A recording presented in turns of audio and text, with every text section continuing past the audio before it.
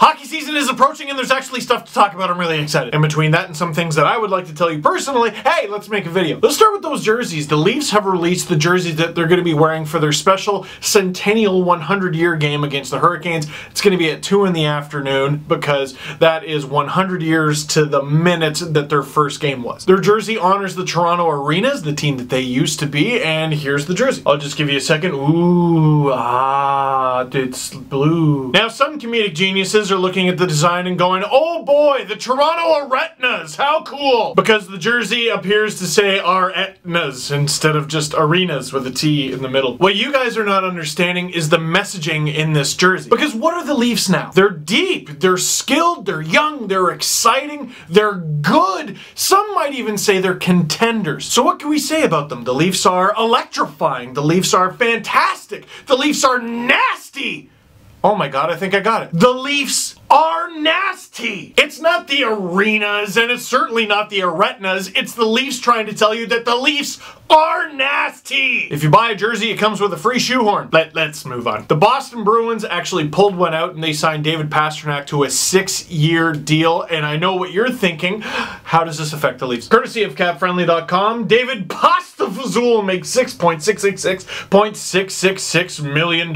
He should play for the Devils. But what's great about this deal from the Bruins' perspective is Pastrnak will be at camp. Pastrnak will actually play on the team this season. It was kind of up in the air. Are they going to trade another young, promising forward? Come on! Part of me, a sadistic part of me, wanted this to end up being a long, drawn-out disaster for the Boston Bruins, but I know that that's not good for the Leafs because Nylander is probably going to use Pastrnak as a rough comparable when his contract is up at the end of the season. And with some of the numbers that were thrown around, a lot of people saying William Nylander, if he has another season like he did last year or even improves on it, man, that kid's gonna get like $7 million a year. After the Pastrnak deal, I just don't think that's gonna happen. Nylander had a great rookie season, 22 goals, 61 points in 81 games, but just not 34 goals and 70 points in 75 games like Pastrnak.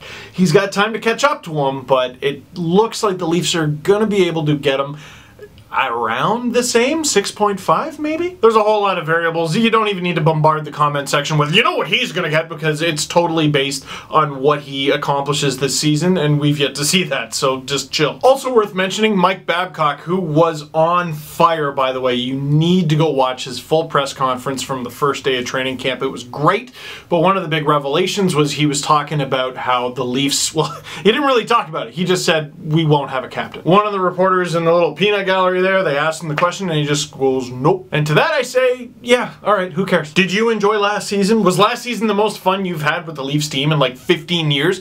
Alright, cool. Well, there was no captain. It was fine, wasn't it? Like, let's leave it till there's no doubt at all.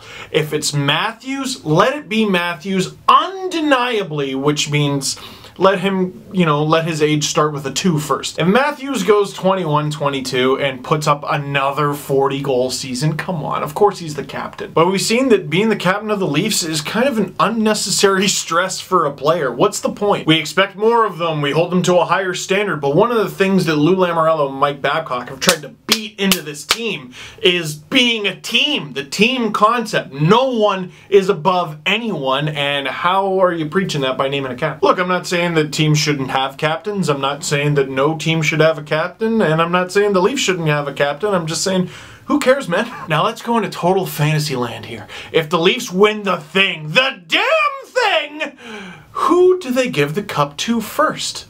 I think the answer is simple.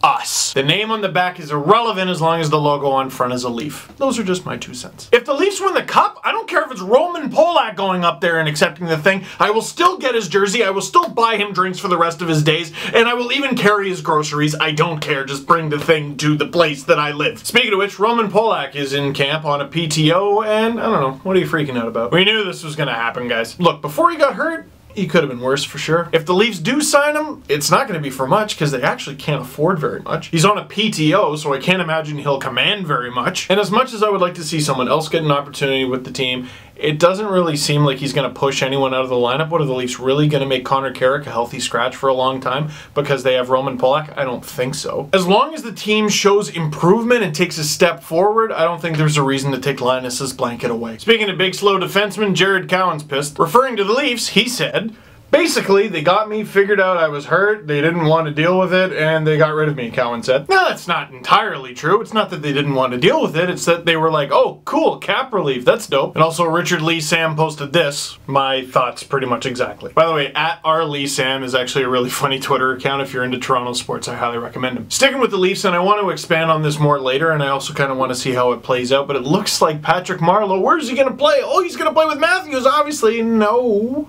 Nazem Kadri. At least that's what it looks like. Babcock wouldn't say for sure. He said maybe Matthews, maybe Bozak, maybe Kadri. The justification for putting him on the Kadri line, I think Bob McKenzie say that, well, he's actually pretty good defensively and he could be used in a defensive role there. Maybe Leo Komarov gets bumped down. Heard Chris Johnson say that one. And when I hear that, I actually kind of think, well, you can maybe justify putting him with the Tyler Bozak line because Bozak, JVR, Marner, not exactly known for stellar defense. Before you get in a tizzy, this is such a wonderful problem. A lot of teams have a player or even multiple players where they look at them, they look at their lineup and they go, ugh, where do we put this guy? With the Leafs and Marleau, it's like, ooh, where do we put this guy? Do you want him on the first line? Perhaps the second line, perhaps the third line, perhaps on the power play, perhaps on the penalty kill, perhaps at center. Oh my goodness, the option. For those of you yelling and screaming about the whole Zach Hyman thing, I'm going to remind you of something I said a long time ago. I'm going to go with 2011 or 2012. I talked about how ungrateful Canucks fans were because they had this amazing team. They had just won the President's Trophy, just went to Game 7 of the Stanley Cup Final. They were about to win the President's Trophy again. They looked like a fantastic team, and all they could do, all I read on Twitter, was they complained about their one Achilles heel, Mason Raymond. It's our defense mechanism as Leaf fans to assume something is wrong or will go wrong or is wrong. Look, they're solid up front. If you're going to worry about any part of the Toronto Maple Leafs, it shouldn't be their forwards. Chill. And get ready for some preseason hockey. Could be entertaining. Just a few other things because this video is meant to be like a snack. Just like a snack. I went on the Horn Blower, or some of you might know it as the Maid of the Mist, but apparently it's called the Horn Blower. And I got to see all kinds of cool stuff, and I got to hang out with Cujo and Darcy Tucker and Steve Thomas. I'll be making a little snackable video about that, but that won't come out for a few weeks, and I think it's going to be on a different channel. But I'll let you know. Follow me on Twitter and whatnot. Also, some of you have asked about an NHL 18 review. I'm going to be doing 2 videos on NHL 18. I just don't know when they're going to come out yet. One is going to be a review. That's going to be on this channel. Another is going to be an interview with Sean Ramjagsingh, Rammer, the guy who basically produces the games. Not basically. No, that's what he does. That's his job title. Produces the games. We shot that video with Rammer Tuesday. Here's why it's taking so long. I had this vision for the video. We sat down with him. We spoke for 40 minutes straight. He was great.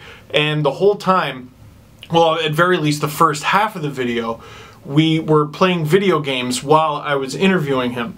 And the idea was to take the game we were playing and just put it in there. We shot that first thing in the morning. We didn't find out till that night that the device actually didn't record the game at all. So it's just gonna have to be a different video, and it's still gonna be great. It's just gonna be different, and it's just an enormous pain in the ass to edit, if I'm being frank.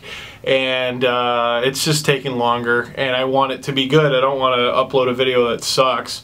So I'm taking my time with it, and I've been busy, and I'm sorry. And as for the NHL 18 video, that's behind this interview, plus I just got the thing, and I haven't had time to play it because I've been editing this stupid thing. Oh my God. The next 2 Panago Pizza Steve Dangle podcasts, we're going to have Carly Agro from Sportsnet on, and we're going to have Pete Blackburn on, newly of CBS Sports. Ooh, we got a job. Tentatively, we're going to have CJ on, Chris Johnson, the next Tuesday. I say tentatively because, you know, he's like a hockey reporter and has stuff to do. Then September 28th, I'm pretty sure we have a show. We don't have a guest. That'll just be us. Then October 3rd, the day before the hockey season starts, do we have a guest? And we've already had to reschedule once, and I'm just praying it doesn't have to get moved. Please, no. And look, we've had a lot of like sports industry talk on the last few episodes, and a few people are like, man, I'm not into this at all. Dude, I totally get it. Look, one thing I want to make obvious is we take this podcast seriously, okay? We understand that a lot of people listen to every show, and we want to make a show that everyone likes every show, and that's simply impossible, I've learned. We either have too much Leaf talk or not enough. I liked this guest, I didn't like this guest, and then someone else goes, I love this guest, and I hated this guest. It's a balance. We're trying to find it. I think we've been putting out good stuff. You know what the show's about. You know the season is around the corner. You know the hockey talk is coming. I would chill. Plus, with a guy like CJ coming on, what do you think we're going to talk about? His suits? We can. I just like hearing from different and interesting people. One final thing. Rile up the dogs. Time to rile up the dogs for video purposes. No video is complete until there's dogs rile up. You want tug of war? You want a little tug of war? Charlie, you're not used to this yet, are you? You're not used to this yet. Cranky old man. You want some of this? You want some of this? You just want pets. You just want pets. You're precious. You're so pure. You want hockey? You want hockey to come back? Are you guys excited? Are you guys excited? Oh, excuse me. No, you're wrong. That is it for this one. Thank you very much for watching. Click like if you like this video. Click subscribe if you really liked it. Tell all your friends, and I will see you with more stuff soon. I wasn't even in that shot.